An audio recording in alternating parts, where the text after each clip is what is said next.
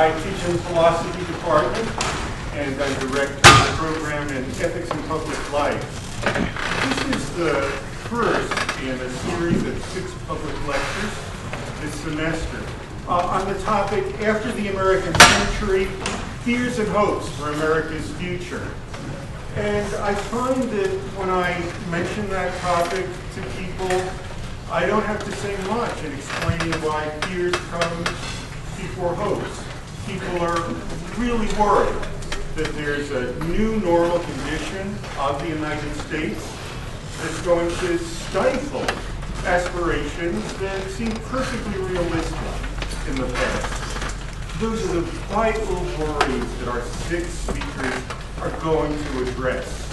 After today's public lecture, in 2 weeks, the visits will be spaced 2 weeks apart.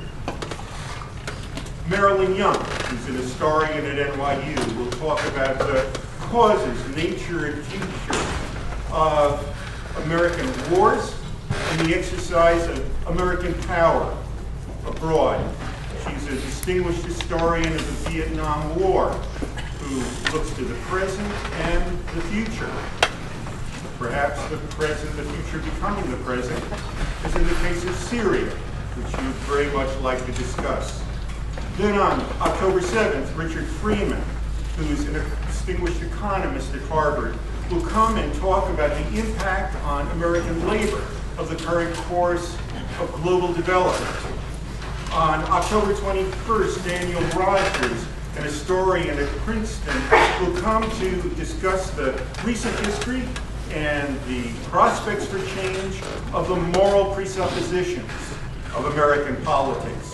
On November 4th, Lisa Lynch, an distinguished economist at Brandeis, will talk about economic security and the search for good jobs.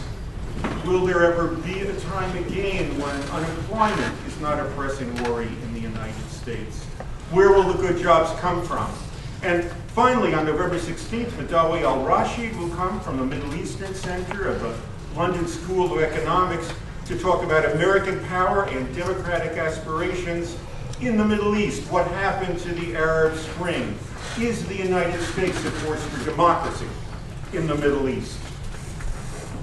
When one sorts through one's fears for the United States in this century, I expect most of us find that one of our most acute fears is that bitter polarization and the political paralysis that seems to go with it will continue indefinitely. That's the topic of today's public lecture. Our speaker is Thomas Mann. He's the W. Averill Harriman Chair and Senior Fellow in Governance Studies at the Brookings Institution.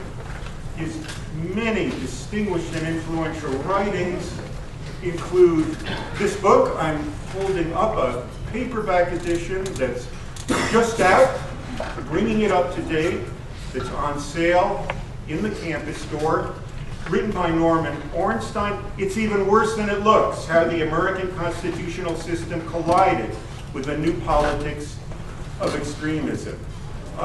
This is a book that's had a very curious fate. Social scientists put it at the center of their intellectual agenda. At the same time, it's a focus of political commentators and political leaders, and it made the New York Times bestsellers list. To tell you more about Tom Mann, Suzanne Mettler of the Government Department will continue the introductions, and then he will talk about party polarization and dysfunctional politics. Suzanne?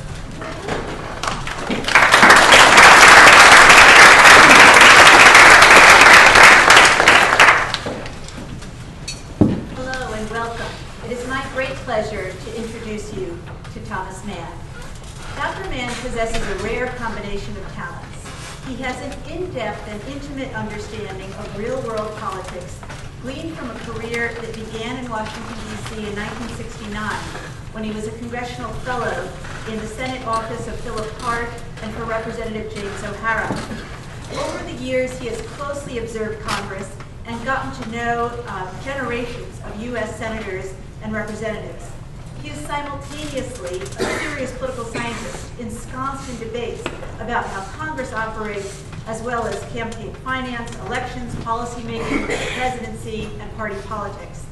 This combination has enabled him to put theories to the test through up-close observations of government in action.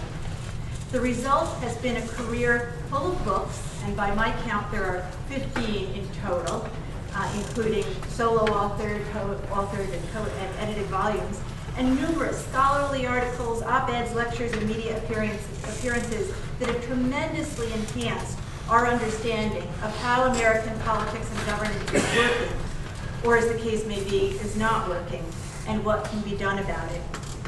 In addition, Mann has served for many years as the Director of Governmental Studies at Brookings, and before that he was the Executive Director of the American Political Science Association. He's taught at numerous universities, conducted polls for congressional candidates, chaired the Board of Overseers of the National Election Studies, and served as an expert witness in the constitutional defense of the McCain-Feingold campaign finance law. He is a fellow of the American Academy of Arts and Sciences and a member of the Council on Foreign Relations, and he has won 2 prestigious awards of the American Political Science Association, the Goodnow and Merriam Awards. After writing this most recent book with Norm Ornstein, It's Even Worse Than It Looks, they were named by Foreign Policy magazine as among the 100 top global thinkers of 2012 for diagnosing America's political dysfunction. The book was also named the best book of 2012 by the Washington Post Wonk Blog team. In fact, it was termed the Wonky Book of the Year. Please join me in welcoming Dr. Mann.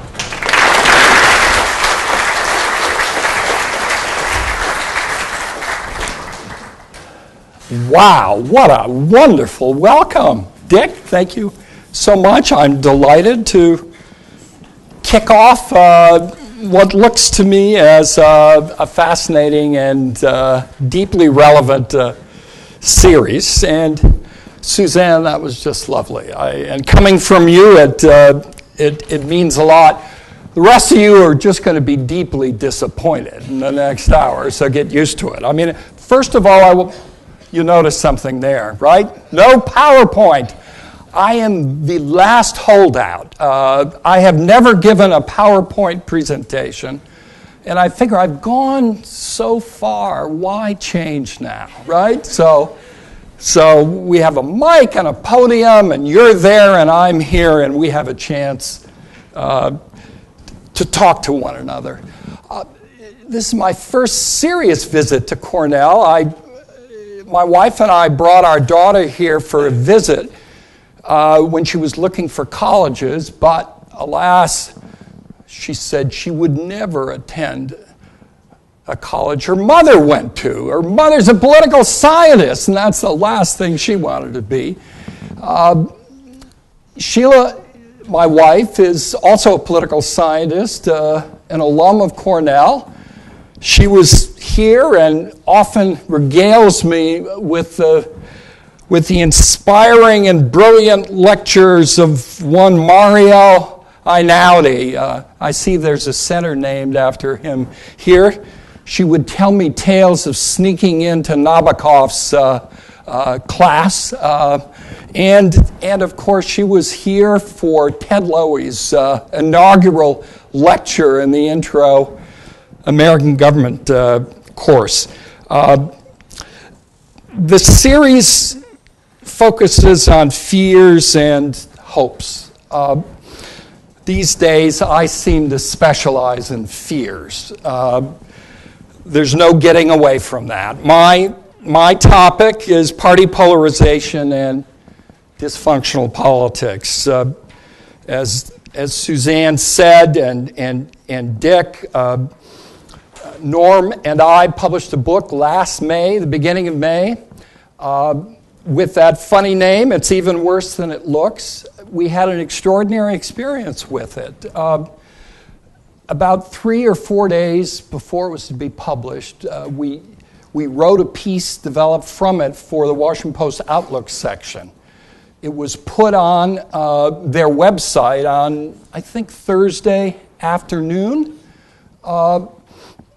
And Carlos Lozado, the editor, being very clever, never told us what the title would be. In fact, people who write articles for newspapers and op-eds never know what the title would be. But it said, let's just say it, the Republicans are the problem. A nice, neutral, nonpartisan, objective statement. Now, I mean, if this is a book written written by Mr. Axelrod or Mr. Carville, it wouldn't have gotten a bit of attention. But Norm and I have spent 43 years in Washington doing our damnedest both to understand the American constitutional system as evident from that vantage point and to try to explain and defend the first branch of government, the Congress. We have worked together with Democrats and Republicans over the years. No one ever accused us of ideological zealotry or partisan bias. So when we came out and said something with that title, it struck a chord. Someone had explained to me at the time what going viral means. What going viral means is that we hit the maximum number of comments of 5,000 within 48 hours. We had 4,400 tweets. I think it was 276,000 Facebook likes. And in the end, the piece was the most accessed, if not read, on an opinion piece on the WashingtonPost.com site for the entire year, last year. It just blew him away. Carlos was riding high at Outlook for a while. And it went on from there. It just got caught up in a conversation. Now, we were making observations and arguments that were not entirely unfamiliar, but the context was different. It was who we were and what kind of work we did and what people were used to seeing and hearing from us and reading from us. I think that made a difference, but it was also a matter of the timing. This is not a book of original scholarship. Think of it as an essay, an extended essay. I hope it's intellectual. It's certainly meant to be readable. And what we were trying to do was make sense out of this inchoate mess that had so depressed the body politic in America. We made some sharp observations. We stepped on some toes. The reactions were interesting. I think the ones we appreciated the most were the scores of emails from self-identified Republicans, including many former Republican members of Congress, thanking us and elaborating on our arguments. But the most amusing was from one Mitch McConnell on the floor of the Senate in August. We had spoken at the invitation of the Democratic leadership to the Senate Democratic Caucus and the House Democratic Caucus and had put out feelers to do the same with the Republicans. We knew previous leaders well, like Newt Gingrich.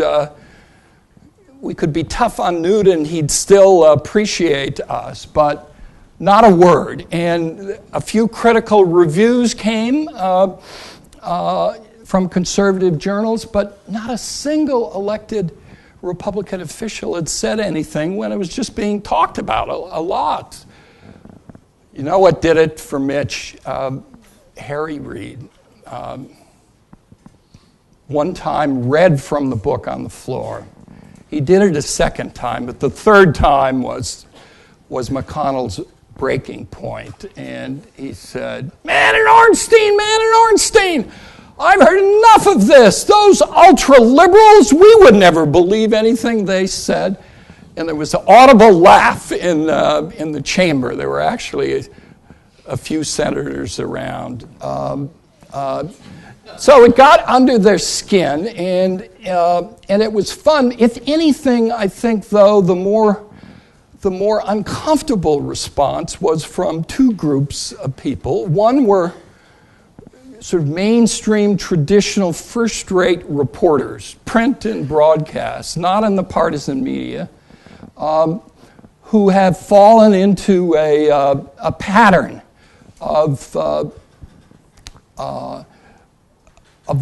what Jim Fallows called false equivalence, of in the face of some inequalities and asymmetries, they found it very difficult to speak about a reality they observed without appearing to be biased. It's very hard. And I want you to know the other group that felt uncomfortable with it was political science professors addressing their classes. It's very tough to make the argument of this book and not be charged with having some kind of ideological or partisan bias. So that was difficult. It's a difficult thing. It doesn't, the Republicans are the problem is not the language we're used to seeing in the American Political Science Review or at our scholarly conferences and meetings. But Norm and I, after all those years and decades, had come to the conclusion that Washington was more out of kilter than ever during our observations. And looking back in history, we knew the difficult periods, deeply partisan periods around the War of 1812, pre-Civil War, the Gilded Age, the post-Reconstruction period.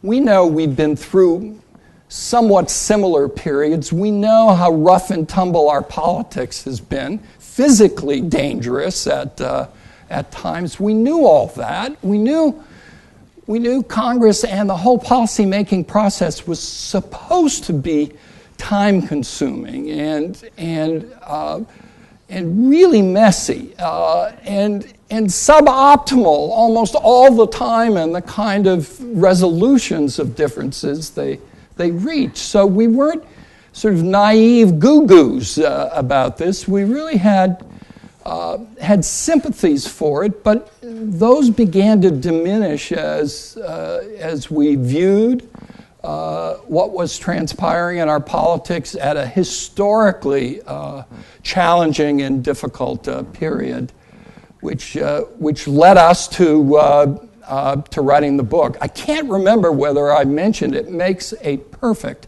holiday gift.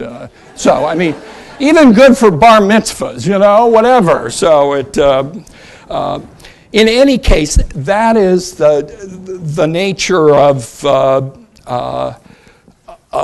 the situation in which I visit with you today. We wrote another Outlook piece for the paperback edition. The title is Our Fantasy, a Congress That Gets Stuff Done. The last sentence reads, American politics is not just worse than it looks, it's even worse than we thought. So what you're going to realize here is that much of what I will have to say is downbeat. We really are in a very difficult governing period. But to cycle back to the title of the series and a place I hope to end with, anyone who knows me knows I am just instinctively, sort of genetically disposed to be optimistic, and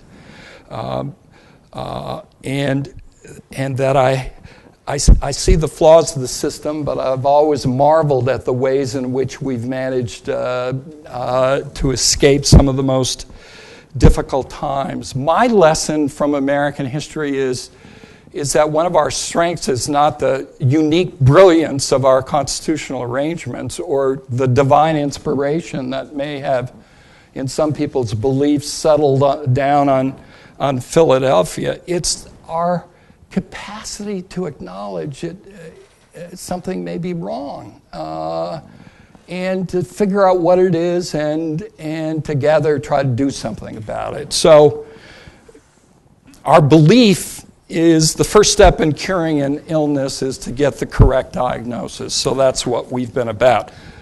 But before launching into a very brief, it's easy for me to say brief, but you're sitting there, right?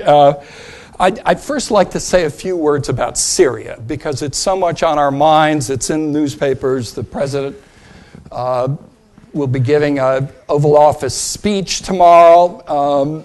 On Wednesday, there will be the first cloture vote in the Senate. Right now, if the vote were held, the House would certainly vote it down. It's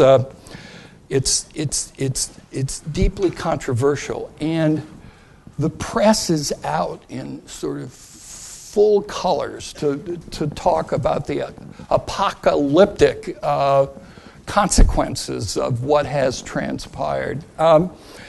My view on all of this is an exception to the dysfunctional politics I want to talk about. Bad stuff happens in the world, and sometimes the choices presented to policymakers, to leaders, are not very good. Syria must be a classic case of this. No one doubts Obama's distaste for extended military engagements. He has managed to reject many of his advisors' recommendations for striking over the last couple of years. He's not looking for another military engagement in the Middle East. I know for certain that's the case, but he's come to a conclusion that in the face of the sort of transcendental threat of the weapons of mass destruction, norms are important. The law is complicated because of who's signed a treaty and who hasn't and how it's to be implemented, but the fact is this is a big deal, and it's appropriate for the United States, which remains an indispensable nation, to take it very seriously.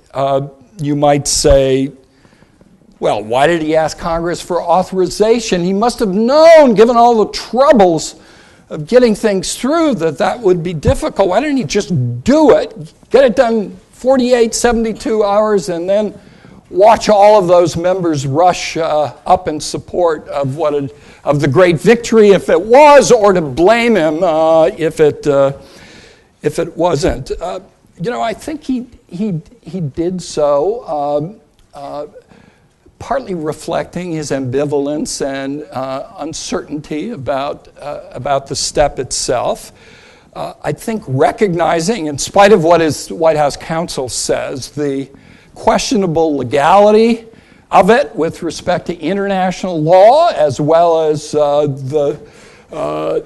his own powers under the Constitution and the War Powers Act and the precedents set by the past use of military force by presidents, and finally recognizing the country is so war-weary, they don't want to do it. I mean, it almost reminds you of the 1940s and the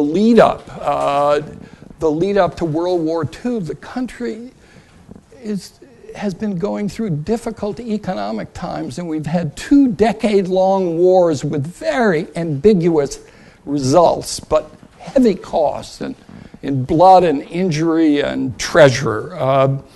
Under those circumstances, it seemed prudent to ask Congress. He also could do it because, unlike the entire domestic economic agenda, it isn't automatically polarized. That is to say, there is not automatic unified Republican opposition to this, just because of the history and recent statements of a number of Republicans. So this is a case where fragmentation within parties, especially in this case the opposition parties, create opportunities for real debate and engagement and ultimate support. Sure, polarization is a factor, but at that level, it's always true.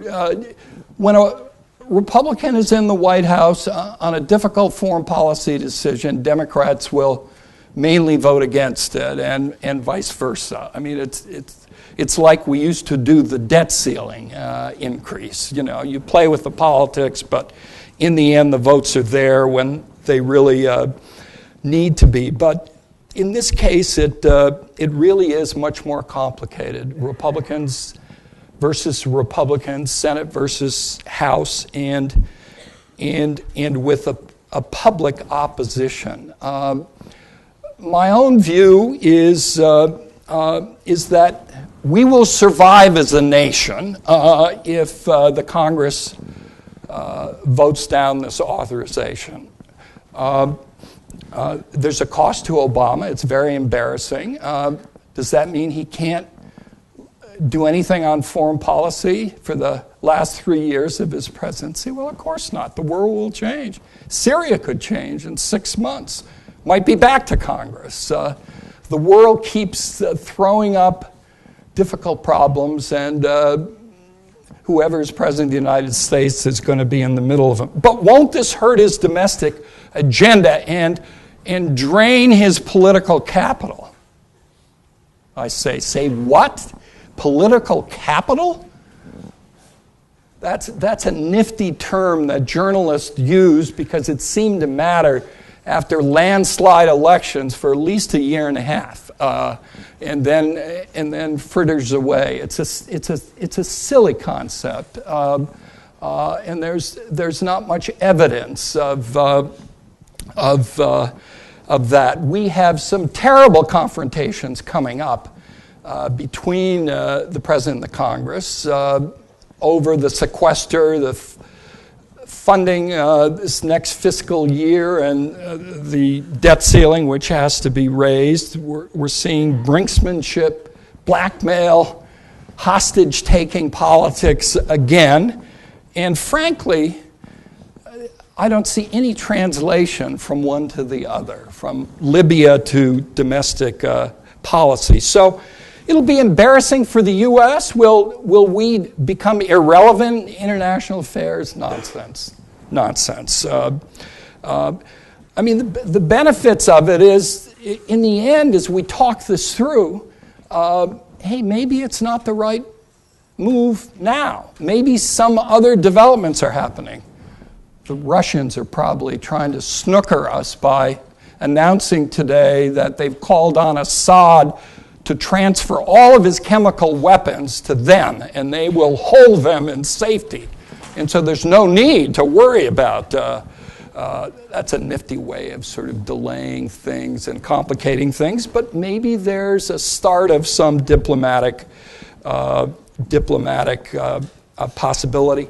But I think one thing it does around the world is send a message that we really believe in the rule of law, that we have a constitution, that it was appropriate for Congress, which was given the power to declare wars and have enormous say in our military arrangements to, though not the commander-in-chief, to be a party to this debate, especially with the public sentiment. So if it's a no vote, it's not the end of the world. It's not a great thing, and maybe something positive will come from it. The cost of a yes vote certainly exists. We may in fact, in spite of the limitations put on the effort, we may be unleashing something, setting in motion a process that we will come to regret. But that's a very sort of pessimistic view. simple analogies with Iraq and Afghanistan. It seems to me a great nation ought to have the capacity to talk those things through, and frankly, that is the real benefit of it. The benefit is the language of the resolution, the limitations put in place, and the fact that members of Congress can't play the continuous game they've been playing for years now. Mind you, they always love, and I know this, and I'm a Congress guy, they love to demand the president come to Congress for approval, but they don't want him to do it, because then they would have to take responsibility for it and could be in big trouble. It's much better to demand it, and then he doesn't do it, and then raise hell about it. You can also be certain that even if he comes, it's a yes vote. The members who vote yes will attack him if it doesn't go well. So it's not buying immunity. All in all, it's a formula for more information, better debate, potentially wiser policy. It's a respite from our dysfunctional politics, even though it's difficult and messy and complex. And I think we should see the upside of what's going on here. Okay, what's this talk about dysfunctional politics? The searches on Google must be just unbelievable. Everybody talks about dysfunctional politics. Is it really that bad? Come on. What are we talking about? Well, we're talking about an absolute lack of public support for the primary institutions of our government. Congress, of course, always had low ratings, but reaching single digits really took some work. People are amazed. How could Congress be approved by only 9% of the public? My answer is, who are the 9%? What are they happy about? John McCain thinks they're down to blood relatives and staffers. In any case, it's not just support, but it's confidence. It's a belief that the public sees some real problems, but they have no confidence that they're acting through voting and contributing and participating in various ways would end up leading to some desirable outcome. And with good reason, given the record of the last several years. Okay, we have a permanent campaign. Political scientists have talked about that for decades. It's the blurring of campaigning and governing, and the use of governing to win campaigns. But it's changed. It's gone from a campaign to a war. It's an all-out war, and it's a tribal war. It's vicious, and it's focused on two things. One, just practical politics of winning power. The other is sort of beliefs about the adversary, and not adversary overseas, but we're talking about other Americans. That's what's turned this into a war, something we are not used to. Then, of course, there's the legislative gridlock on pressing matters that have been so frustrating in these very difficult times. You can count the number of important pieces of legislation as opposed to naming courthouses, and the last Congress and the current one are historic in their lack of productivity, but much more important are the things that need doing sooner rather than later that just don't get done at all. But you can see it in the failure to do the routine business of Congress, to pass budgets, to get appropriations bills through the normal process of committee and moving to the floor, both chambers, conference committees, and action. We don't pass appropriations bills anymore. We have continuing resolutions that throws everything together. sets an overall ceiling, and the bureaucracy be damned in trying to manage the work of government. Authorizations go for years undone. The Farm Bill, a Farm Bill. We had a bargain, right, between the farmers and those in urban districts sort of supporting poor people, and that was food stamps. And, well, that deal wasn't enough this time, and they simply refused to pass it. So we're coming up against a deadline. But same thing is true of transportation, where we desperately need additional funding for our transportation systems, for our sewer and waters, for our energy grids and the like. It's an embarrassment. And when it comes to confirmations of appointees to the courts and to the executive branch, it's become a joke. It's a game where you filibuster for months and months with a hold, and then the nominee passes unanimously or with 98 or 97 votes. But some, of course, are denied confirmation because if they're in office, they would work to implement laws that the opposition doesn't like. The demise of regular order in the House and in the Senate. In the House now, with these polarized parties, you really have, it's a majoritarian institution, but the norm is the majority leader doesn't move anything forward unless he has support of a majority of his party. In the case of Democrats, her party. It's called the Hastert rule. It isn't a rule, it's a norm. But given the situation now, we have issue after issue in which there's a majority of members of the House who would support action on some of the central issues confronting the country, but they can't get it to the floor. Republicans who would vote for the bill are fearful of defecting on the rule because that's heresy and would mean great damage. In the Senate, just think filibuster and holes. It's a long story. We could spend the rest of the time I have here on it. Obviously, we can't, but it's a massive sign of political dysfunction. Self-inflicted crises.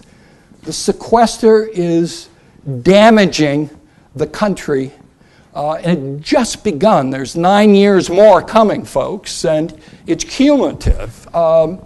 It's pointless. It was done as a threat to force the parties to come together.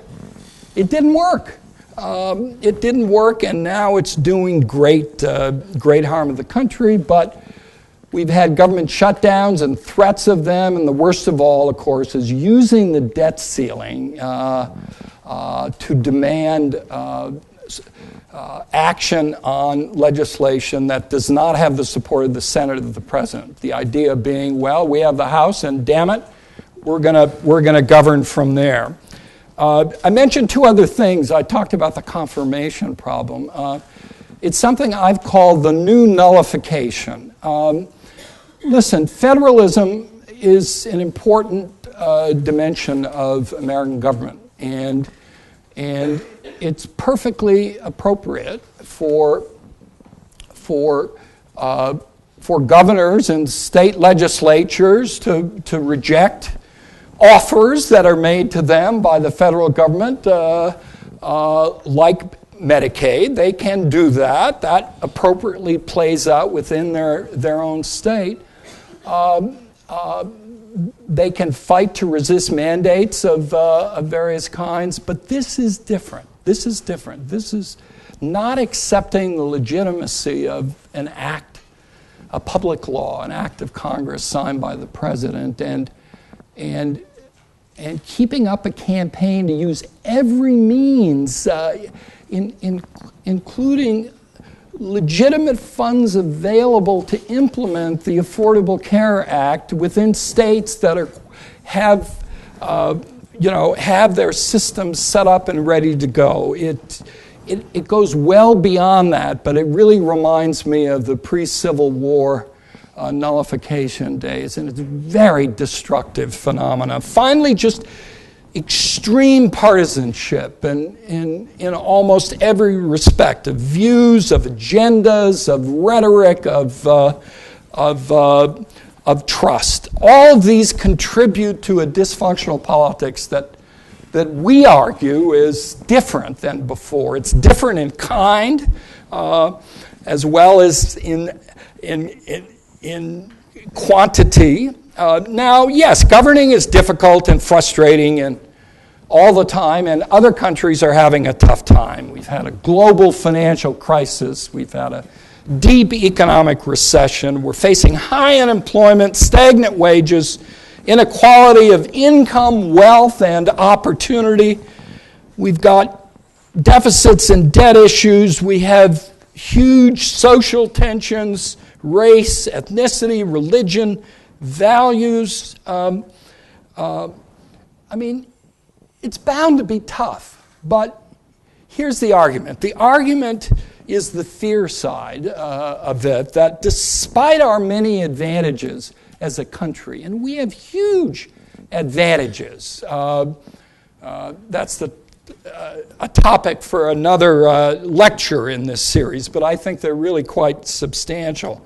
The fear we have is that our political system is holding us back and will keep us from realizing that potential. Okay, here's the argument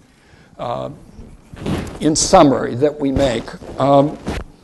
We've got a mismatch. We've got a problem. We have political parties today, and as you know, parties weren't anticipated by the framers, although they began almost instantaneously and have been around for a long time.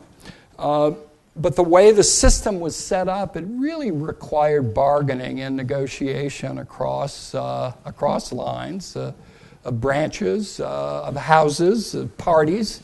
But our parties are parliamentary-like now. That is to say, they're ideologically coherent and quite distant from one another.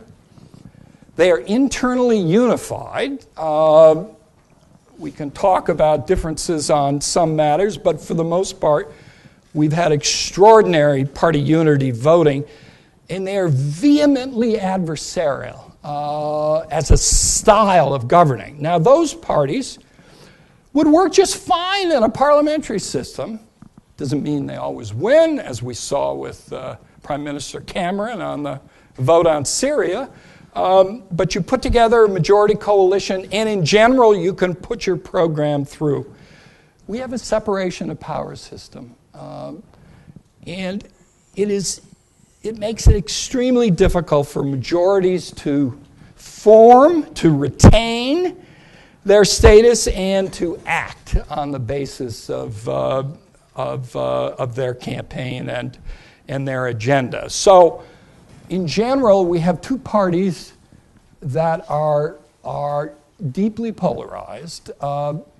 One sees it in evidence in voting within the Congress, in the House and the Senate, historically over more than a century of time. We're back to the period of the Gilded Age, and we've really exceeded it. And the level of polarization in state legislatures is in many cases greater than it is in Washington. So this is not just a phenomenon of Washington. We'll set aside for the moment what's underlying that partisan polarization, where it comes from, but just realize in that setting, in that governing setting, they're in a system that almost invariably produces divided party government, so that you have an opposition party in the majority in a position, if it's not willing to negotiate, but only to engage in blackmail to cause all kinds of problems. We have a bicameral system, so we can have a different party controlling the House and the Senate. We have the Senate filibuster. We have the presidential veto.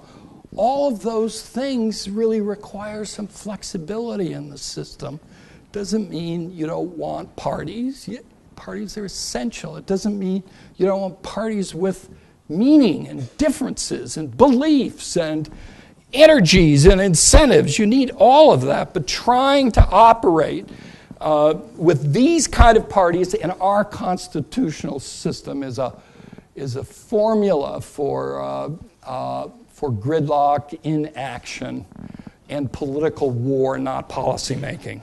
Okay, second factor is the rough parity between the parties.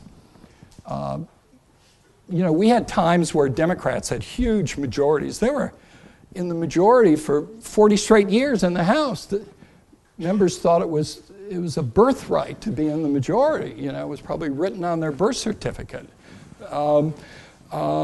That's not good. But now we find that a shift of a few seats can make all the difference, and therefore every piece of legislation, every amendment, every action can potentially decide who is in the majority. And with the greater differences between the parties, there's much higher stakes and a greater chance of a change in party control. That's the second. Mismatch, parties, governing system.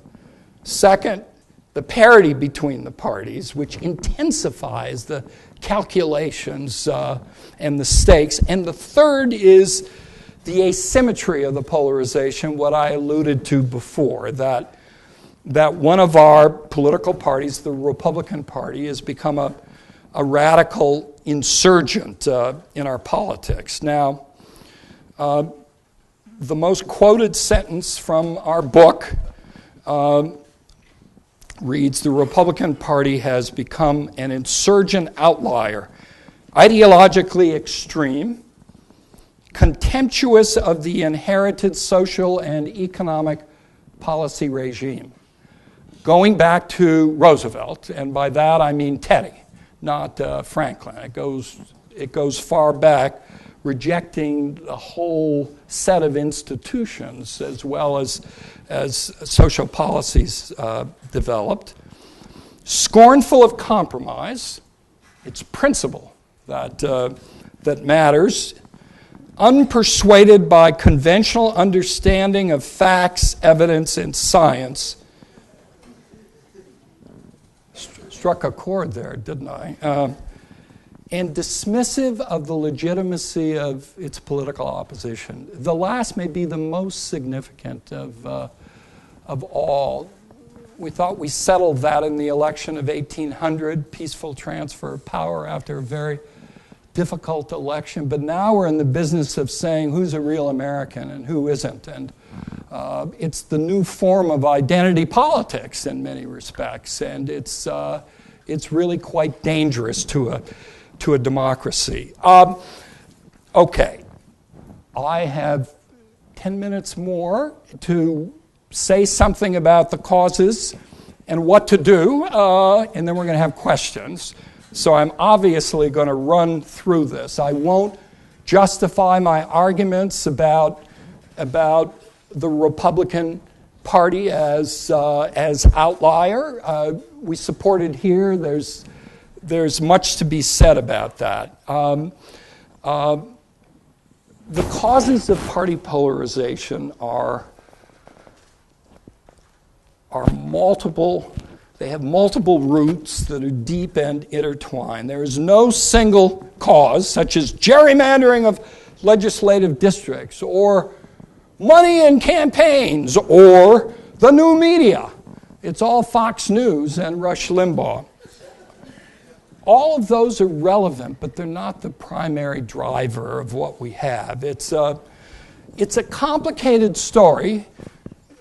Scholars have two ways of thinking about that. One is they try to put together a historical narrative of what happened over a period of times with many forces operating into a sort of coherent story. And then the second, which should be complementary to the first, is to then begin to parse individual factors and try to see what purchase they can get on individual factors. But the bottom line, if you'll accept this egregiously brief narrative, is it really began in the 60s with a breakup of the New Deal Democratic coalition and the emergence of conservative insurgents in a Dwight Eisenhower presidency and a Republican Party dominated by a lot of important moderates from the Northeast. The counterculture movement, the reaction to it, the war in Vietnam, the Civil Rights Act, and most importantly, the Voting Rights Act that set in motion a profound change in the alignments of the two parties in the South. In particular, Roe versus Wade and the emergence of the right to life movement, and of a mobilized conservative religious movement that had heretofore divided their support between the two parties. So you suddenly started getting people, first of all, Dixiecrat Democrats lost, changed parties, retired, replaced mainly by minorities, Democrats who were liberals, and the Republican Party became very strong in the South. It became the base for national politics in the rural South, which was very conservative. Carry it for Prop 13 in California, supply side economics, no new taxes. So you align the economic agenda and the social agenda and reacting to the opposition, the war in Vietnam, a kind of neoconservative foreign policy, and you began to have much more distinctiveness. You study the party platforms, and they're really quite become much more different from one another than they had been before. You look at the kind of members interested in moving into office, suddenly the Democratic caucus is looking pretty unified as opposed to having 30% conservative Southern Democrats. They say, let's give power to our leaders to try to impose an agenda and get something done. And Republicans bring Newt to Congress, and he outlines a guerrilla war that is predicated on delegitimizing Congress as an institution. All of these things are taking place. The parties are becoming more coherent within national politics, but you can see it sort of happening in state politics as well. But it's reflected then in the electorate as people begin to sort themselves into the party that's consistent with their values and overall political ideology. Some of the shift is just purely mental. Some of it is geographical, as people begin to select communities with those sharing values of their own. The party's leaders have more power. The party becomes a more significant player. The agenda is clearer. This keeps developing. Democrats in a defensive position, defending the programs of the last decades, are looking to preserve. With Bill Clinton, they become more pragmatic and looking to get by. Republicans, as the outsiders, feel aggrieved, have the energy, and that's what's driving them to be the more conservative force. Carry it all the way through to Obama's election, the reaction to that, the formation of the Tea Party, which is really an extreme populist movement of the right, and you begin to see how this has happened. Now, there are many, many individual questions about hey, what is this? Is it a polarized electorate producing a polarized set of political elites governing us, or is it just the opposite? Is it a series of wayward elites, who are ignoring a centrist, moderate public frustrated by the choices that are offered them. Those are the kind of debates political scientists have about this stuff. And in the workshop we're having tomorrow, we're going to be parsing that. But the bottom line is, it's a dynamic process, as you would expect. It's factors, events, happenings, strategies begin to produce sort of different cues coming out of Washington, sending signals back. Interest groups stop aligning themselves with both parties and bet on one or the other. New media develop around the parties. The money system begins to change. Southern realignment is part of it. Gerrymandering is a minor part, and I don't have time to talk about it. Polarization was not caused by primary elections, but the nature of our low turnout primaries with more ideologically extreme voters has contributed to it. And what's been most important is the threat to members who aren't hoeing to the party line from ideological groups and partisan medias outside. There are internal factors as well. The teamsmanship that developed, we see it especially under Obama after he was elected, because if it were just ideological, then all Obama has to do is take one of their old ideas and give it to them. And they'd say, yay! That was the Affordable Care Act. They didn't say yay. It has sort of Republican fingerprints and heritage fingerprints all over it. There were so many instances where Obama was offering proposals that were rejected, and admittedly so, because he was for them. If he's for them, I'm against him. That's the kind of tribalism that developed. The teamsmanship, the strategic disagreement was all part of that, which in turn encouraged a breakdown of any kind of partisan norms or patterns of friendship and camaraderie that made sort of bargaining sort of irrelevant. One of my greatest beefs with the world of journalism is Bob Woodward's stenography.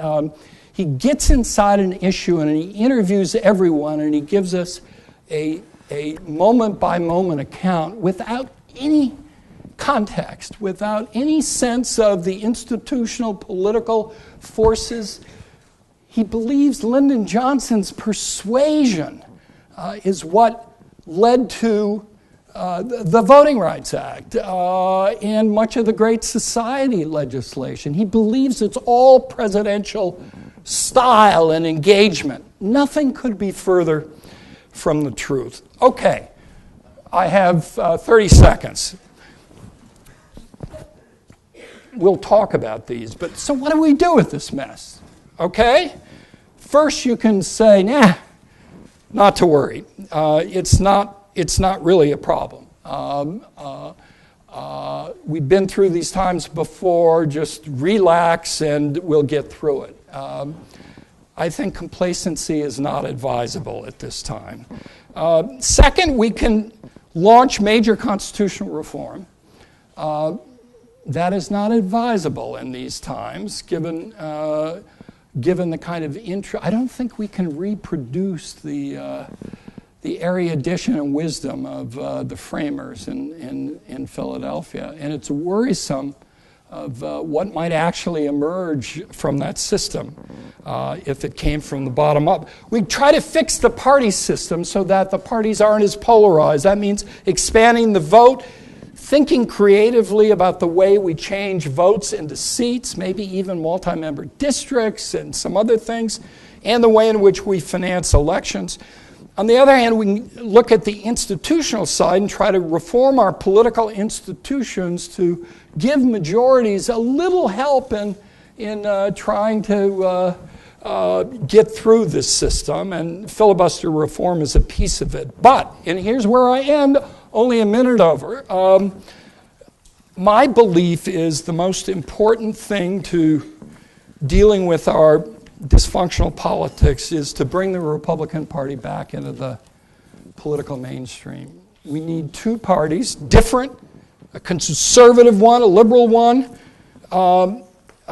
certainly different aspirations, but ones that accepts the legitimacy of the other and understand sort of what politics is about. I cut something out that I have to read to you. For those of you Nietzsche fans, I figured this would, I thought Dick would really be impressed if I brought this along.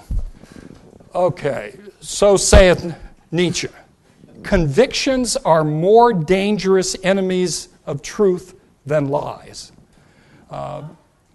Convictions are more dangerous enemies of truth than lies.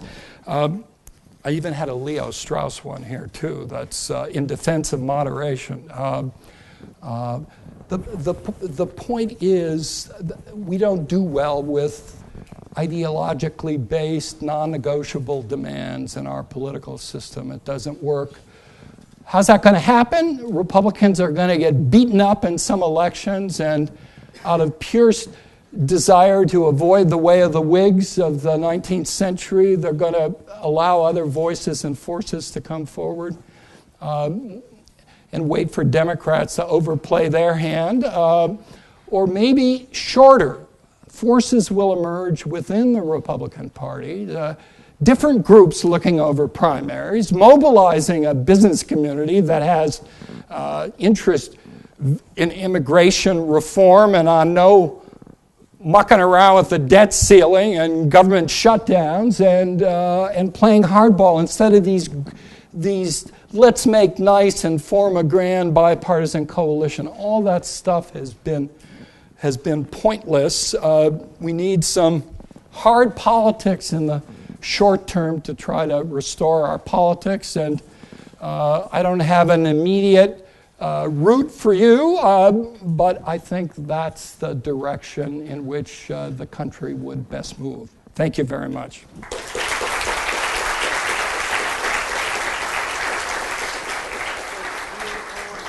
I'd be happy to, sure. Okay. Dr. Mann is very open to questions, and just one thing would be very helpful.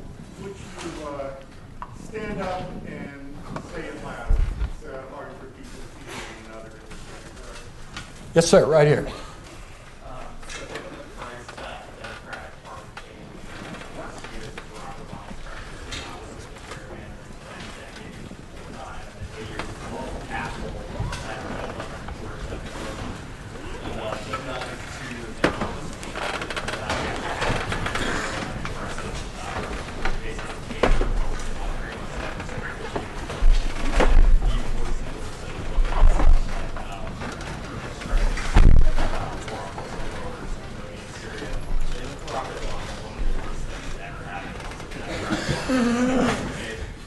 Is that a leading question? That's a leading question, and I don't know that I can do anything with it. You obviously believe that. I think the objective evidence would challenge you on almost all of those in terms of sort of productivity and the like. And people differ about the issue of privacy and secrecy. These are important issues, and there have been some real failures. But I would argue that his first 2 years probably produced the most productive presidency in decades, in spite of people feeling awful about it. Yeah. Dr. Mann, you mentioned tribalism towards the end and how that fuels the Tea Party. But in the case of Syria, how can the Tea Party, which has often put their tribalism first and opposing the issues by President Obama, are not clearly opposing it as they have with the debt ceiling and such? Why is Syria so different, especially for the Tea Party? I don't think the Tea Party is coherent enough to have a view on this. I mean, there are people, self-proclaimed leaders of parts of the Tea Party. I mean, this is a joining together of the libertarian right and the sort of liberal dovish left. It's not unusual to have coalitions like this in our politics. In some way, it offers some possibility of movement and discussion and change. I mean, most of the strong sentiments, Sarah Palin accepted, on the part of the Tea Partiers, really go very much to a conception of the Constitution and what it means to be Americans and personal responsibility and the undeserving takers at the bottom of the income scale. I mean, for most of them, a religious conservatism as well. And I think the Syria doesn't fit comfortably within this. Remember, we have conservative religious groups deeply engaged in campaigns for climate change. So on other issues, you get a little more diversity going. So I think the answer to that is I'm not surprised, and part of it is happening too because other leaders with both elected leaders and well-known sort of policy advisors to them realized that if George Bush were in office, all the Republicans, save a few really strong libertarians, would vote yes. So there really is some possibility of movement here, and that's a good thing. Yes? You mentioned about the identity and about each side saying what makes someone more American. I was wondering what arguments do each side say about making somebody more American or un-American? Yeah. I think this comes from a segment of the Republican Party, and it really tends to be more associated with the Tea Party. Very strong views on, first of all, the religious inspiration behind the Constitution. Clement Skousen has laid all this out originally for the John Birch Society back in the 50s and early 60s. It's a belief that we are all about individual freedom in that sense, and that real Americans have, look like real Americans, and whatever that is now. So it puts them on the side of being somewhat anti-immigrant and sort of very skeptical of someone who might be a Muslim.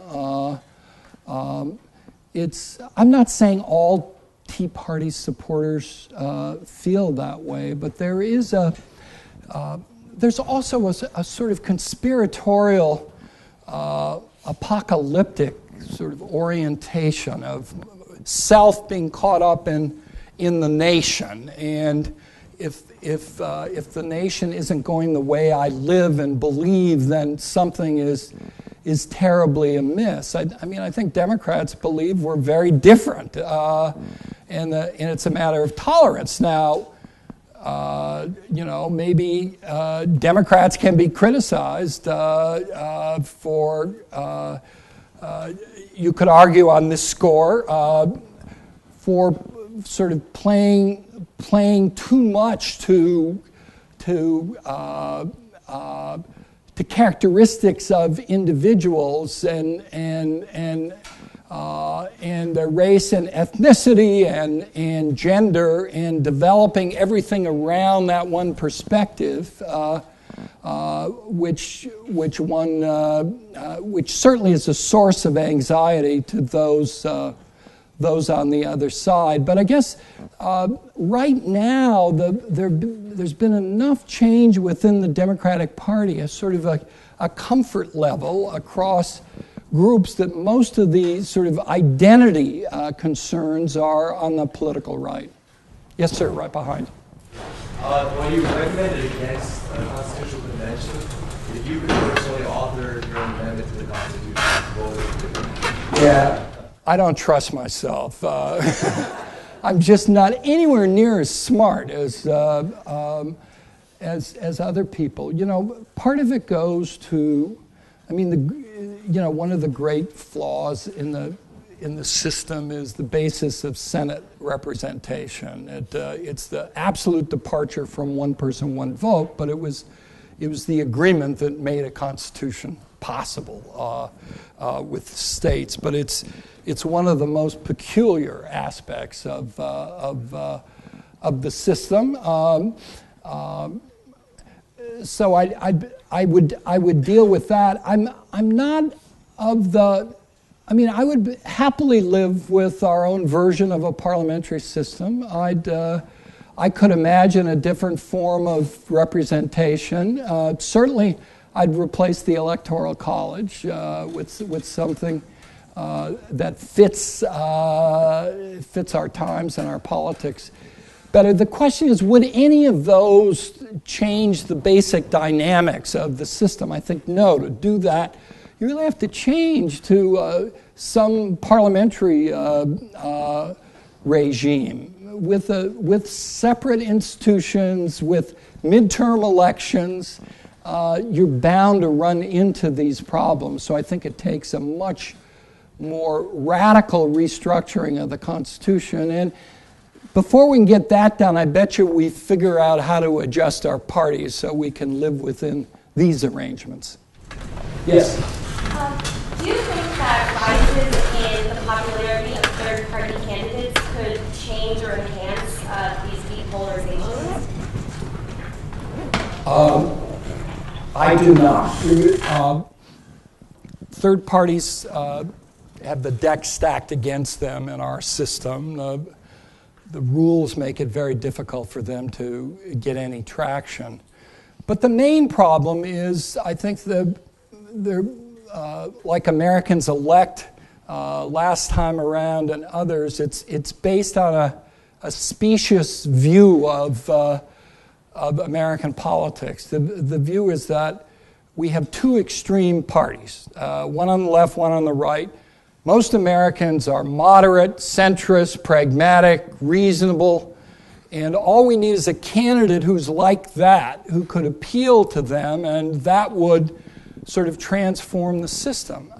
I don't think that's what we have. I think Americans who participate, who vote, have been pulled to one party or the other, and they really have different views, and they don't like the views of the other party, and that's a real reality. And the people left in the middle are mainly people who don't pay much attention to politics, have little information, little interest, little kind of coherence. That doesn't mean there aren't any people who fit the model of the vital center, but in general, it doesn't well describe American politics. I think we now have one centrist party and one extreme party, and so we have a center-left party and we have an extreme-right party that's driven further by a core set of extremists who've got a tremendous leverage on the Republican Party. And so if there's any space in the political system,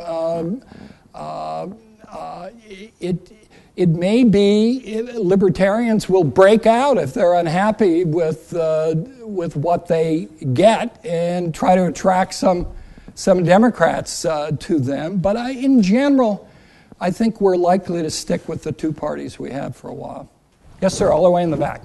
You had mentioned that suffering a series of state electoral defeats like the one that recently occurred with the Republicans, that you imagine that one way the Republicans could avoid going the way of the Whigs and going to obscurity is to somehow realign themselves with the political mainstream.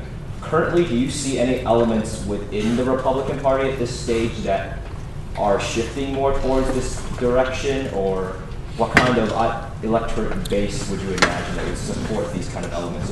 They're hiding if they're there. It's really difficult I used to go every year and speak to the mainstream, Main Street Republicans and spoke to other groups of Republicans who were conservative but sort of pragmatic, looking to get something done and the rest. But it's just very dangerous these days to think and act like that. John Huntsman did it a little bit, and he got blown away very quickly. I think it's got to come. I mean, there have to be some alternative groups within the Republican constituency that our own form of a different kind of alternative social movement that's encouraging different candidates to get in and creating the resources. For example, we're now in a big money game. Why not?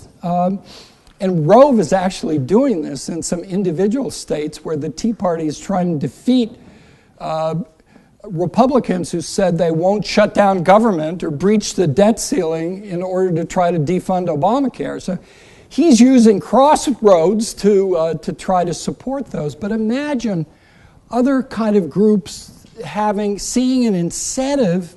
I mean, I could make a case for elements of the business community doing this, given the real needs they have in infrastructure and immigration, in energy, electricity grids, in a whole host of things of trying to change that dynamic from within. It's going to take resources, it's going to take some energy, and frankly, it's going to take something that excites people. I mean, give credit to the libertarians and Rand Paul. I mean, Ron was sort of a little nutty, but his son, I mean, there we're off to, eliminate the Fed and go back on the gold standard and do a lot of things. Rand Paul believes most of that, but he's a much better politician and has handled himself very well. And I've been interested to see the extent to which some of the millennials have been attracted to libertarian ideas. Economic and of course the social moderation is something that all Democrats accept and libertarian Republicans sort of accept, where they can survive by taking those positions. So it's going to take something. I could imagine trying to turn the libertarian movement into something other than sort of ideological zealotry and Ayn Rand, and more into pragmatic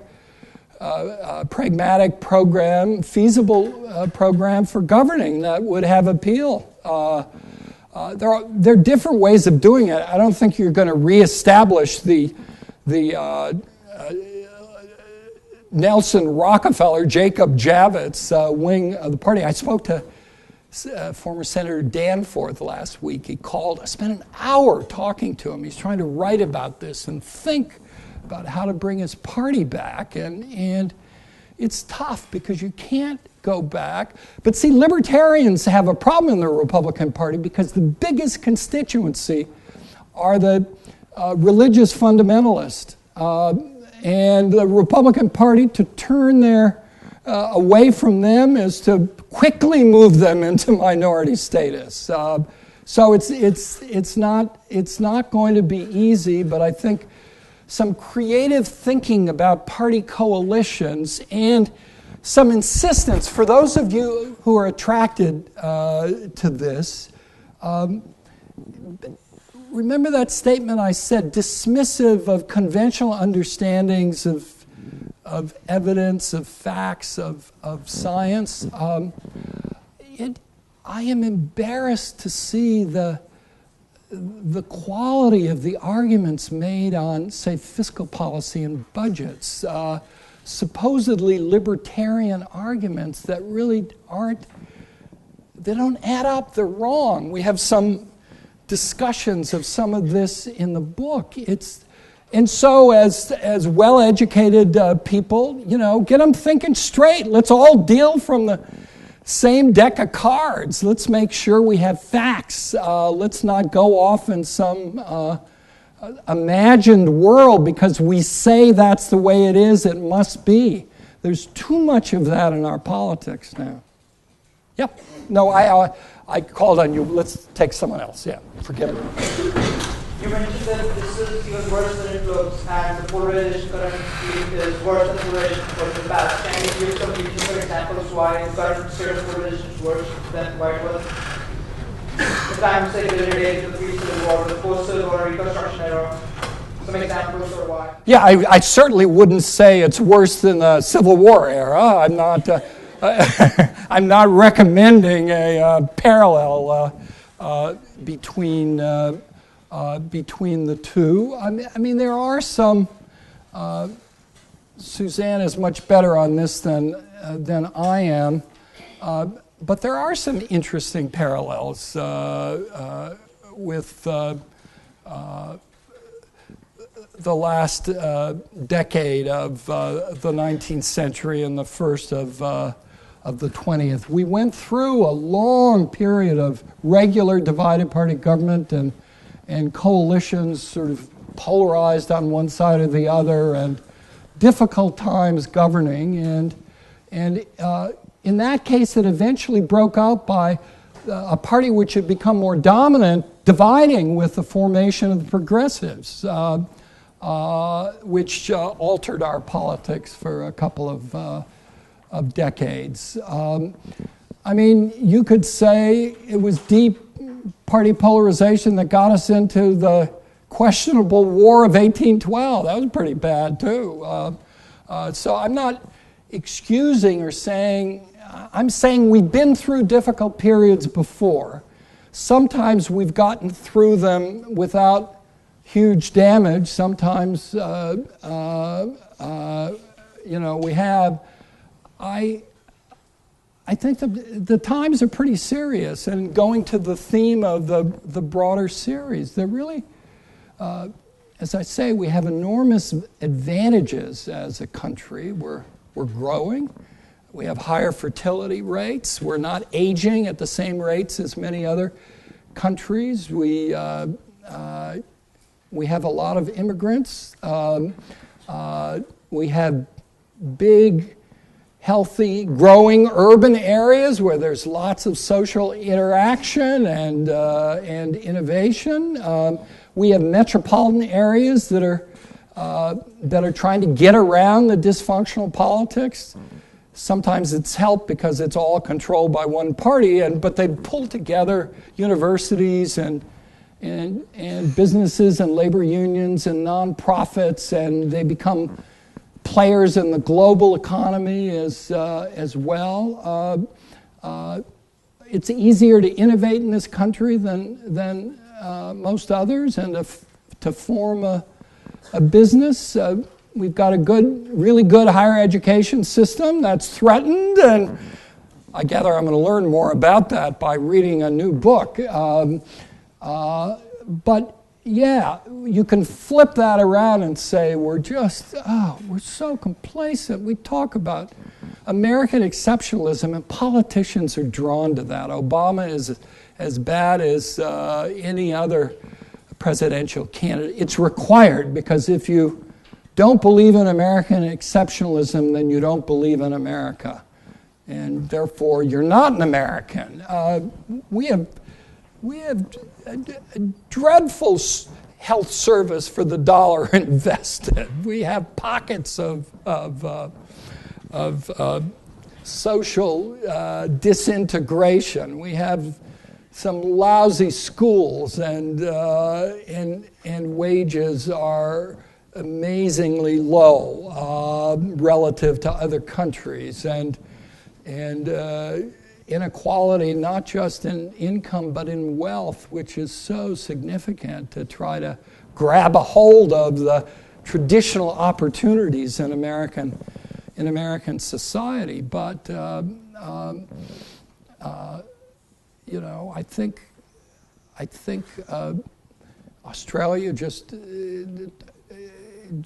turned right and is probably going to repeal its carbon tax. The optimal policy solutions to climate change have dreadful politics, and But I bet you at the end of Obama's 2 terms, we will have made substantial progress, largely through the regulatory process in dealing with it. And we have possibilities with new energy discoveries and shale. And yes, problems associated with it that have to be solved, but those are the kind of things we do. So I'm not Pollyannish. I just think our politics is really lousy right now, and at the very least, get out of the way. Don't create new problems with financial crises around the world. And let's fight for a few things, whether it's a national infrastructure bank or something else. So I said I would end on a positive note of hope. I really do feel that way. I have 2 kids, and I now have a grandchild. His name is Leonardo, and he's just adorable. And I think a lot about the future, and I'm not terrified, discouraged, or fearful. But if we don't do our part now, then we're not preparing the way for the future to work as well as it has for our generation. Thanks a lot.